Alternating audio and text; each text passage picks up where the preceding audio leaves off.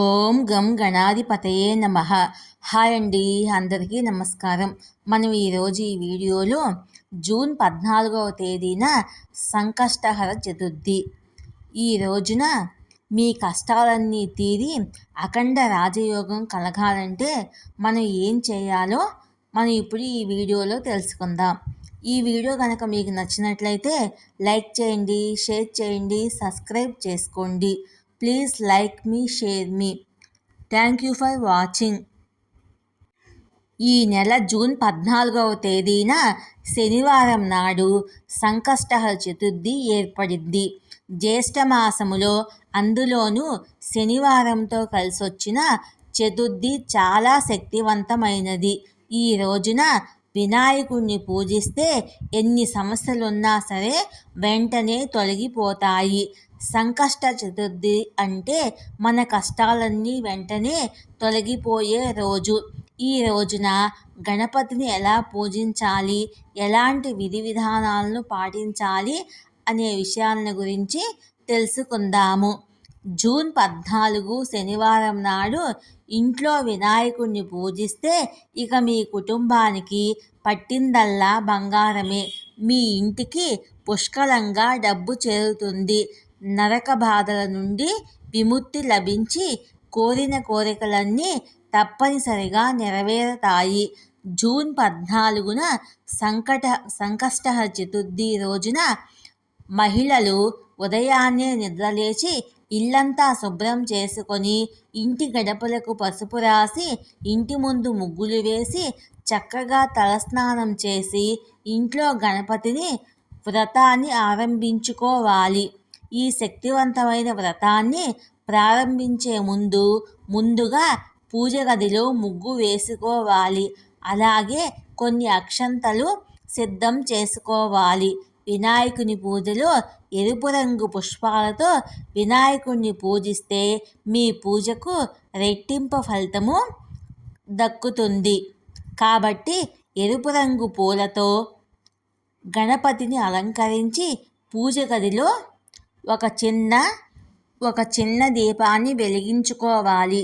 దీపపు ప్రమిదలో కొబ్బరి నూనెతో మాత్రమే దీపారాధన చేయాలి. దీపపు ప్రమిదలో 5 ఒత్తులతో దీపాన్ని వెలిగించాలి. దీపం వెలిగించగానే ముందుగా దీపానికి నమస్కారం చేసుకొని దీపం దగ్గర ఒక పుష్పం సమర్పించాలి.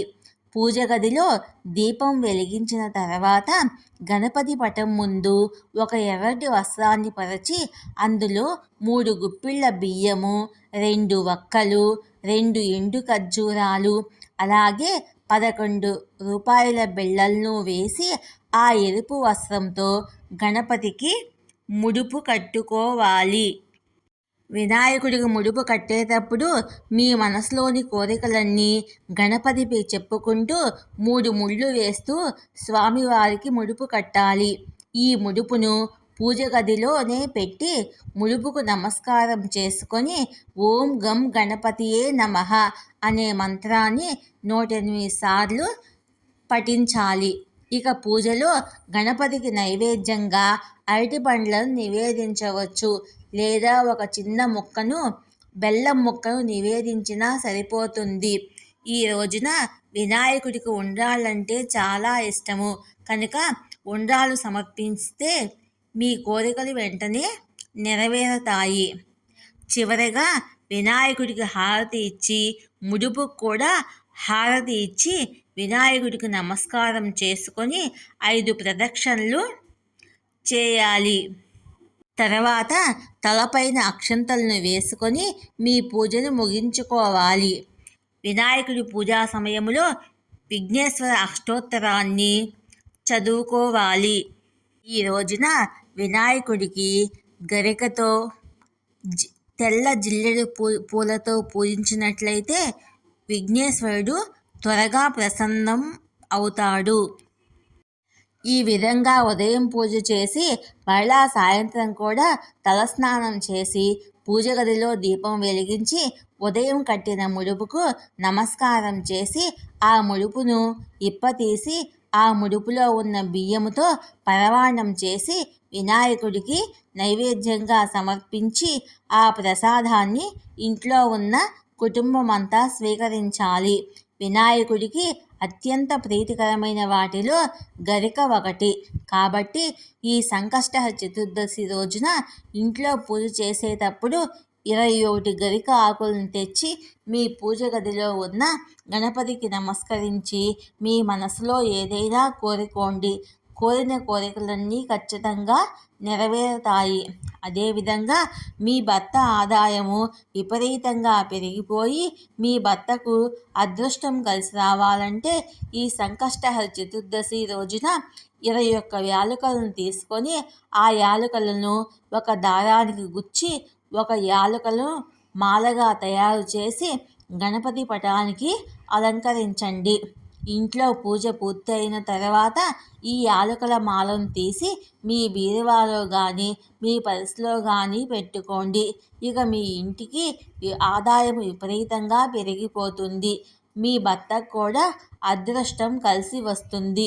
ఈ సంకష్టహర చతుర్థి రోజున ఈ విధంగా గణపతి వ్రతాన్ని ఆచరించిన వారికి గణపతి ఆశీర్వాదంతో మీ కష్టాలన్నీ వెంటనే తొలగిపోయి తరతరాలుగా తరగని ఐశ్వర్యం సిద్ధిస్తుంది.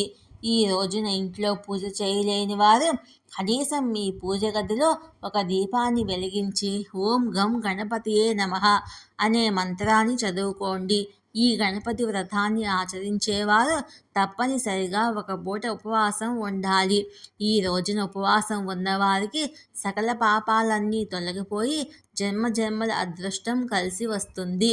ఉపవాసం ఉండేవారు రాత్రి చంద్రుడిని చూసి మీ ఉపవాసాన్ని విరమించాలి. అయితే ఉపవాసం ఉండలేని వారు ఉల్లిపాయ వెల్లుల్లిపాయలకు దూరంగా ఉండండి. అలాగే మధ్యాహ్న సమయంలో అస్సలు నిద్రపోకూడదు. ఈ సంకష్టహర చతుర్థి రోజున ఏదైనా గణపతి ఆలయానికి వెళ్ళి గణపతికి 11 ప్రదక్షిణాలు చేయండి. మీ కోరికలు తప్పక సిద్ధిస్తాయి.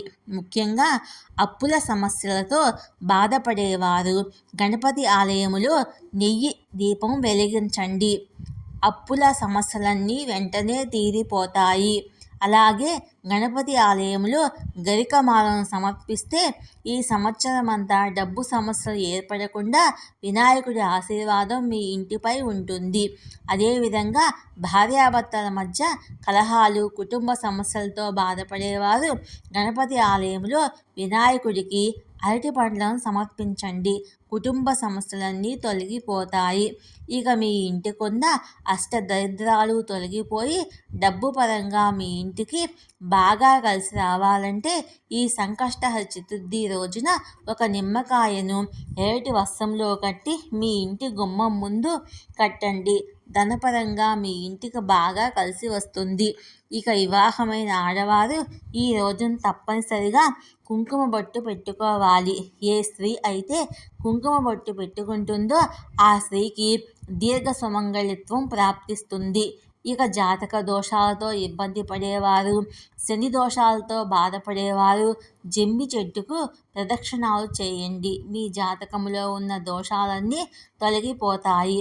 రావి చెట్టులో లక్ష్మీనారాయణులు కొలువై ఉంటారు. కాబట్టి ఈ శనివారం రోజున రావి చెట్టుకు ప్రదక్షిణాలు చేస్తే విష్ణుమూర్తి సంపూర్ణ అనుగ్రహం లభిస్తుంది. జిల్లెడు మొక్కను వినాయకుడి మొక్కగా భావిస్తారు. కాబట్టి ఈ సంకష్టహర చతుర్థి నాడు పెళ్లి కాని వ్యక్తులు, అలాగే వివాహ ప్రయత్నాలు చేసేవారు జిల్లెడు మొక్కకు పసుపు నీళ్లు పోస్తే త్వరగా వివాహ గడియలు ఏర్పడి మంచి సంబంధం కుదురుతుంది. ఇక ఉద్యోగం కోసం ఎదురు చూసే వ్యక్తులు గోమాతకు ఆహారాన్ని తినిపించండి. తొందరలోనే ఉద్యోగం లభిస్తుంది. అలాగే పేదలకు దానం చేస్తే కోటి రెట్ల పుణ్యఫలాన్ని పొందవచ్చు. ఈ విధంగా గణపతి వ్రతాన్ని ఆశీర్వదించి గణపతి యొక్క సంపూర్ణ అనుగ్రహాన్ని పొందండి.